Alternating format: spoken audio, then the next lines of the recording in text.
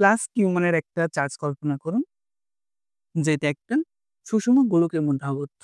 গোলক বলতে আপনার একটা লাইট বাল্বের কথা চিন্তা করতে পারেন। তো আমাদের লাইট বাল্ব এরকম থাকে এবং এর ভিতরে এরকম ফিলামেন্ট থাকে। তাই সেই ফিলামেন্টকে এই কাচের বস্তুটা, কাচের পাত্রটা যেভাবে আবদ্ধ করে রাখে, এখানে আপনি তল, এইটা আপনার রেখা জাস্ট আমাদের বোর্ডের জন্য। আমরা তো বোর্ডে তল আঁকাতে পারি না। তো এইটা রেখা নয়, এটা হলো আপনার তল নির্দেশ করতেছে। কিসের মতো? একটা বাল্বের মতো। সে একটা তল দ্বারা এরকম চার্জ হলো আপনার পরিবেষ্টিত। তো এইখানকার যে আপনার এইটার জন্য, এই সিস্টেমের জন্য যে গসের সূত্রটা হবে সেটা হবে এপসাইলন নট ই। এখানে এর তড়িৎ প্রাবল্য বোঝায়। তো তড়িৎ প্রাবল্য ডট এখানে ছোট্ট একটা খালি ডিএস কল্পনা করে নিচ্ছি। তো ডিএস সমান কিউ। এইটা হলো আমাদের গসের সূত্র। এই ভিডিও ঠিক আগের ভিডিওতে বা আগের লেকচারে আমরা এই গসের সূত্র প্রমাণ করে দেখিয়েছি। সেটা দেখে আসলে এইটা আবার ভালো বুঝতে পারবেন। তো আমরা এখন কি করব?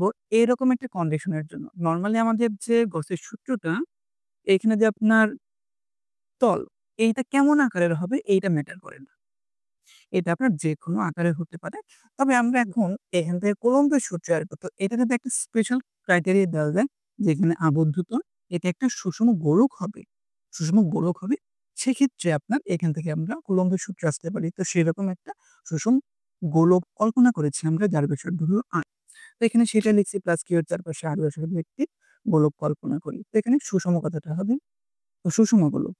আচ্ছা, গসের সূত্র এটা হলো আপনার গসের সূত্র এভাবে। তড়িৎ ফ্লাক্সের যে ইকুয়েশন আপনার, তড়িৎ ফ্লাক্স কি? ধরুন এগুলো তড়িৎ বলরেখা। এর মাঝে আপনি একটা তল কল্পনা করতেছেন। সেই তলের ক্ষেত্রফল হলো S এবং এই তড়িৎ ক্ষেত্র সেটা হলো E। তাহলে E ডট S হবে আপনার তড়িৎ ফ্লাক্স। এক্ষেত্রে আমাদের যে এইখানে ছোট্ট ফালি কল্পনা করেছি। তো এই এখন S এর জায়গায় জাস্ট DS হবে এইভাবে। তো এইটাই হবে তড়িৎ ফ্লাক্স। তো এখানে তড়িৎ ফ্লাক্স এইটা। যেহেতু এখানে দুটো ভেক্টর রাশি ডট গুণন করতেছি, তাহলে এই ডিএস cos থিটা এভাবে লিখতে পারি। ধরুন আপনার দুটো ভেক্টর রাশি এ এবং বি, একে আমরা ডট গুণন যদি করেন তাহলে এ বি cos, এদের মধ্যবর্তী কোণ যদি থিটা হয় তাহলে থিটা এইভাবে হয়। তো এইখানে আমরা কোণের মান এখনো জানি না। কোণের মানটা আমরা এখান থেকে বের করতে পারি। এই যে একটা সুষম গোলক, সুষম গোলকের ধরুন তড়িৎ ক্ষেত্র এইভাবে চলে গেছে এবং এই সুষম গোলকে যে আপনি তল কল্পনা করবেন, সেই তল এবং এইটা একই দিক বরাবর। এদের মাঝে যে কোণটা থাকে সেটা হয় 0 ডিগ্রি। একটা তল ধরুন এটা একটা সারফেস, এর কোণ কিভাবে দুঃখিত দিক কিভাবে নির্ণয় করবেন? এটা হলো এই বরাবর থাকে। তো এইখানে যে আপনি ছোট্ট একটা সারফেস কল্পনা করতেছেন, এর দিক এবং তড়িৎ ক্ষেত্রের দিক একই। অর্থাৎ 0 ডিগ্রি। তো এখানে হবে 0 ডিগ্রি বা এই ডট ডিএস সমান ই ডিএস। কারণ cos থিটার মান ১। দুঃখিত cos 0 ডিগ্রি মান ১। আচ্ছা, এখন এইটা আমরা এখানে ইনপুট দেব। সুতরাং সুতরাং এপসাইলন নট সমাকলন এইটা এখানে S, এইটা মানে হলো সারফেস ইন্টিগ্রাল বা তল সমাকলন। এখানে মূলত আমাদের সমাকলন ২ বার করতে হয়। বুঝতে পারলেন? এই সমীকরণটা জাস্ট আপনি যদি এইভাবে লেখেন যে epsilon not double integral E dot DS, তাতেও কোনো অসুবিধা নাই। তবে দুটোর পরিবর্তে যদি আপনি একটা বসান তাহলে সেইটা বোঝানোর জন্য জাস্ট S আপনি লিখতেছেন। এর মানে ২ বার অন্তরীকরণ এবং এখানে মাঝখানে একটা লুপ দেখতেছেন। এইটা, এটার মানে হলো আপনার যেটার সাপেক্ষে আপনি সমাকলন করতেছেন সেইটা হলো একটা আবদ্ধ জায়গা বা আবদ্ধ ক্ষেত্র এরকম। তো এখানে আমরা মান বসাবো এখন। তো এইটার মান জাস্ট E ds সমান কিউ। ওকে। এটাকে আমরা ওই পাশে নিয়ে যাব।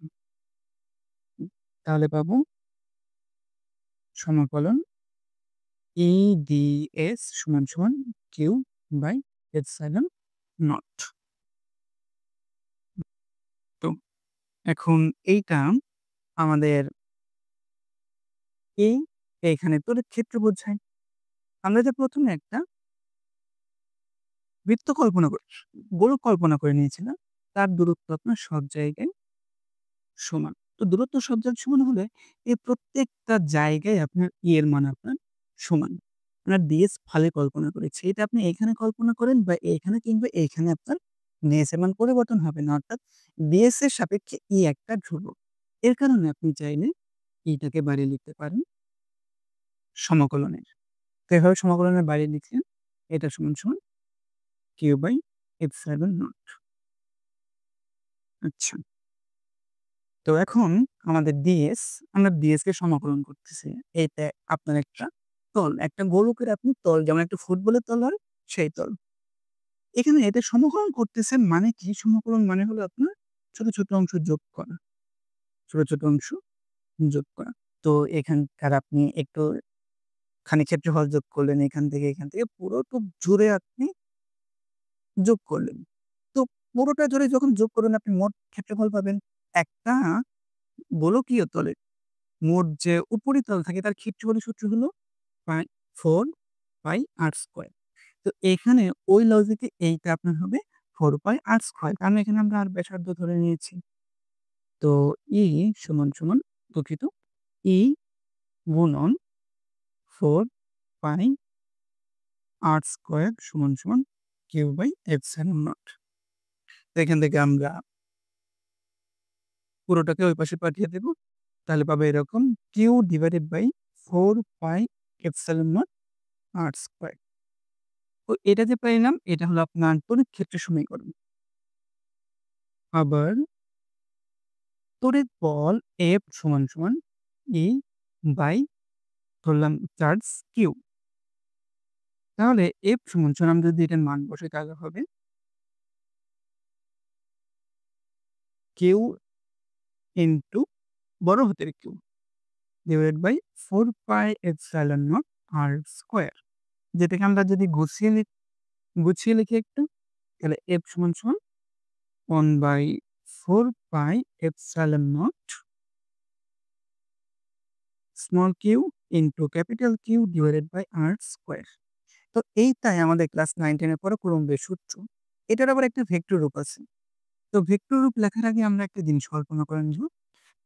আমাদের যে নরমাল একটা ভেক্টর রাশি হয় সেটার কি হয়? ধরুন এটাকে আমরা a দ্বারা প্রকাশ করি তাহলে এর একটা মান থাকে এবং একটা দিক বিদ্যমান থাকে।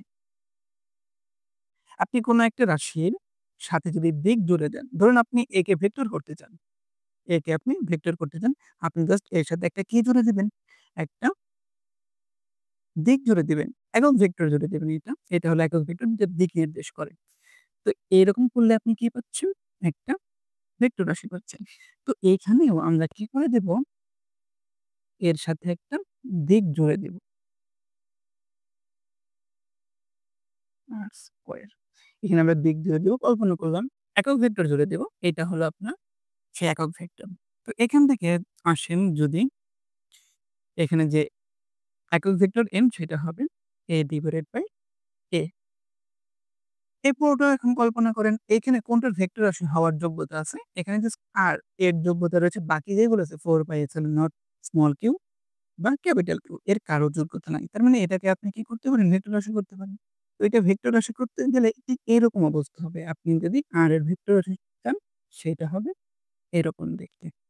তো n এর মান এইখানে হবে r vector divided by r। তো এখানে জাস্ট আমরা কি করতে পারি?